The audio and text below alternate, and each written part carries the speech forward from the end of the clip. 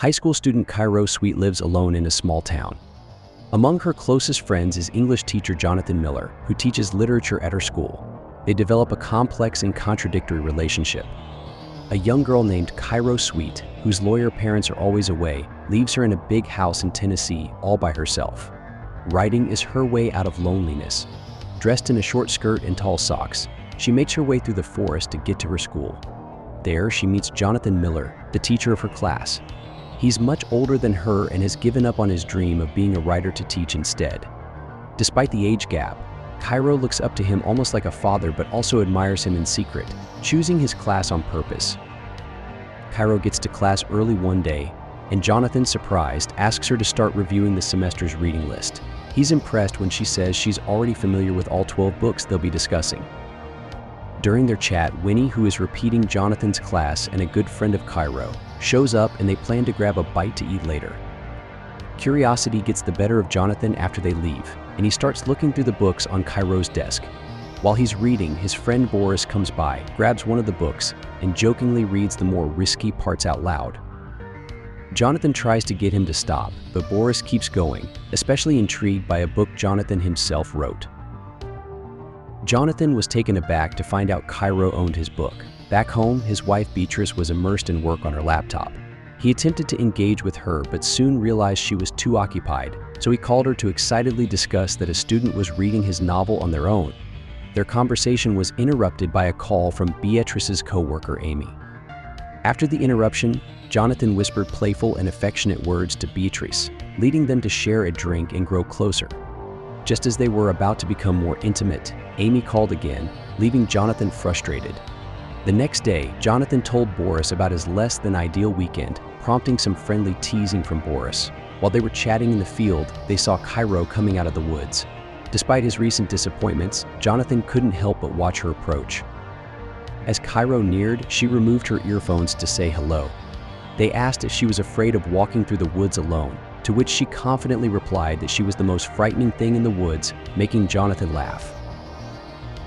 In the locker room, Winnie deliberately dropped her things to catch Boris's attention. Boris, realizing her intention, approached her to see if she needed help. It was clear that Winnie was trying to attract Boris for personal reasons. In Kairo's home, the two pals, Kairo and Winnie, were spending time in Kairo's bedroom. Kairo was feeling anxious about a question on her college application regarding her most significant accomplishment, and she couldn't think of any. She sought assistance from Winnie, who offered several suggestions, but they all seemed too ordinary. Then, Winnie had an idea Kairo could impress their teachers and craft an essay about that experience. Kairo was puzzled by this, especially considering the significant age difference between them and the teachers.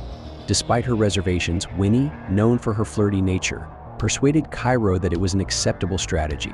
She even suggested that Jonathan, a teacher with his kind and gentle demeanor, would be the perfect person for Kairo to interact with, hinting at a more intimate connection to alleviate any nervousness Kairo might have.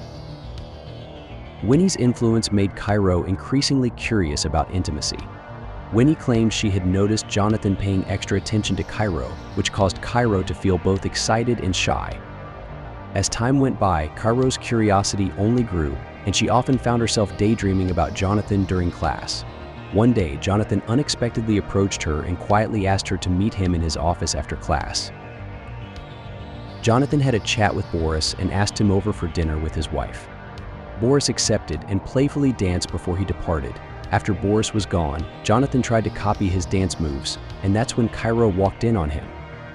They shared a laugh and began talking about Winnie, with Jonathan expressing admiration for their friendship. The conversation then shifted to Kairo's living circumstances. They took a seat and delved into the essay Kairo had penned.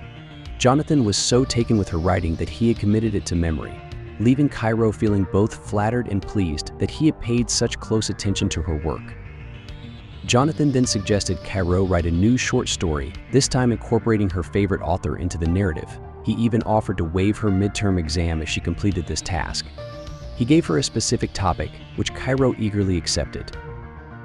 During their talk, Kairo mentioned she had read a book written by Jonathan. She shared her appreciation for his work, quoting parts of it.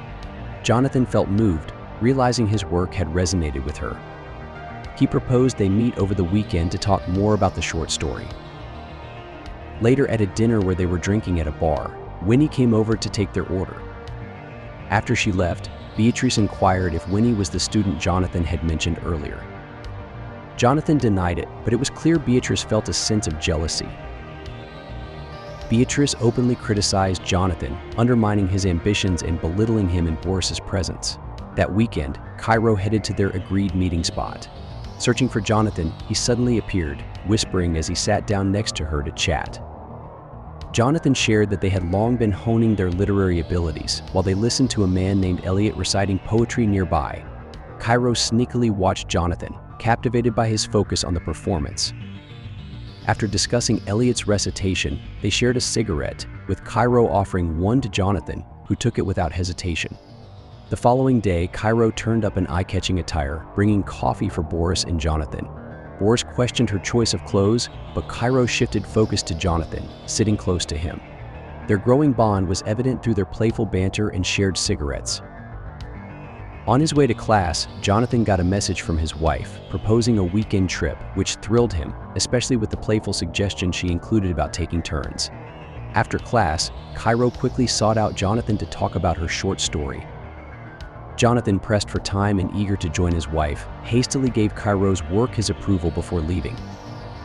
In the classroom, Winnie was having fun near Jonathan's desk when Boris walked in looking for Jonathan. Instead of informing Boris of Jonathan's whereabouts, Winnie flirted with him, teasingly placing his cell phone in her cleavage. At the same time, Jonathan's getaway plans kept getting delayed due to Amy continuously contacting Beatrice. Waiting, Jonathan received a call from Kairo through his bag's phone. She explained that her phone had mistakenly ended up in his bag. They conversed briefly, with Jonathan's wife also on the line, upset about their ruined weekend plans. Jonathan offered to return Kairo's phone to her. Acknowledging Kairo's warning about the impending rain, Jonathan set off, only to be caught in a sudden downpour. He arrived to find Kairo stepping out in a provocative dress amidst the rain. Their eyes met, and overwhelmed by emotion, they shared a passionate embrace and kiss in the rain, leaving them both dazed. After this intense encounter, Kairo handed Jonathan his midterm exam, snapping him back to reality as his wife asked for space, distracted by his presence. Jonathan then retreated to a small house outside their main home for solitude. Immediately, he printed the completed story by Kairo and dove into its pages, captivated by the mature and engaging narrative. As the plot reached its peak, Jonathan's imagination ran wild with images of Kairo in the pivotal scene, fueling his desire. Overcome with excitement, he swiftly engaged in a playful fantasy with his sword. Meanwhile, Mr. Murphy navigated his journey with the heavy acceptance of someone facing their end, drawing parallels with Dylan Thomas's final moments before entering the White Horse Tavern. When greeted with a simple hello, Alice's thoughts darted to the vulnerability of a lamb at slaughter, a notion that seemed to thrill her. Mr. Looming with a mix of boredom and anticipation, his gaze fixed on her with an intensity akin to a predator's. As he made his move, Alice experienced an overwhelming sensation, feeling his presence intimately against her. In a series of movements, the barrier of her dress was overcome, leading to a moment of intense physical connection, marked by a metaphorical catrix that hinted at deep, unhealable wounds and forbidden desires akin to the serpent's apple. The narrative weaves a complex fabric of lust, anticipation, and metaphorical depth, exploring themes of desire, consequence, and the human condition. The following day, Kairo arrived, brimming with excitement and donned in a dress designed to further charm Jonathan. However, upon her arrival, she noticed a shift in Jonathan's demeanor. He entered the room without acknowledging her as he had before. Worried, Kairo inquired if he was all right. Jonathan revealed his discontent with Kairo's actions, stating that although he admired her writing, he disapproved of its explicit nature, deeming it inappropriate. Kairo tried to justify that her work was a reflection of their dynamic, but Jonathan remained unmoved, firmly rejecting both her creative efforts and their personal connection. Kairo sought to uncover Jonathan's genuine sentiments, yet he criticized her work harshly and expressed regret over placing his trust in her. This led Kairo to respond with fury, accusing Jonathan of jealousy due to his inability to achieve what she had. She labeled his own writings as dull and uninspiring. Nonetheless, Jonathan maintained their relationship should remain strictly professional, as teacher and student, which only fueled Kairo's anger further. She challenged him to fail her in the upcoming midterm exam, infuriated by his stance. Heartbroken, Kairo retreated to her home to seek solace in alcohol and the company of her friend Winnie, mourning Jonathan's perceived betrayal. Meanwhile, Jonathan, engulfed in despair, also turned to drink. Beatrice, his spouse, noticed his troubled state and inquired about the cause. Initially hesitant, Jonathan eventually confided that the issue involved one of his students, revealing the personal turmoil he faced. He shared his disappointment over a short story he received, citing its inappropriate content. His wife, intrigued by its contents, urged him to read it aloud. Amidst reciting the story's most intense part, Beatrice found herself excited and initiated a passionate embrace with him. Their moment, however, was abruptly cut short by Boris's unexpected entrance, leaving Jonathan to excuse himself. In another scene, Kairo expressed her frustrations to Winnie, convinced Jonathan's disapproval was feigned. Winnie, attempting to engage Boris to no avail, found her efforts to stir his interest ineffective. Kairo, observing this, chose to escalate the situation by sharing an intimate moment with Winnie, capturing it in photos meant to catch Boris's attention. Following this, a call to Jonathan from the principal's office relayed rumors of an incident involving him and Kairo, which Jonathan firmly denied to his wife. Beatrice warned him of the potential repercussions on his career and marriage should these allegations prove true. The narrative then shifts to the next day, with Kairo absent from class due to a meeting in the principal's office, while Winnie's melancholy was apparent, lingering after class with a heavy heart. Jonathan spoke tearfully about Kairo's significance to him, yet he remained detached, disregarding her attempts to make him feel guilty. Later, the deputy principal called them both for a meeting to discuss the incident. Kairo shared the full story, and when it was Jonathan's turn, he appeared nervous and guilty. Joyce, noticing Kairo's consistent account, decided to suspend Jonathan. As Jonathan left the office, Boris expressed his disappointment and cautioned him about understanding his limits to avoid further issues, then left him alone.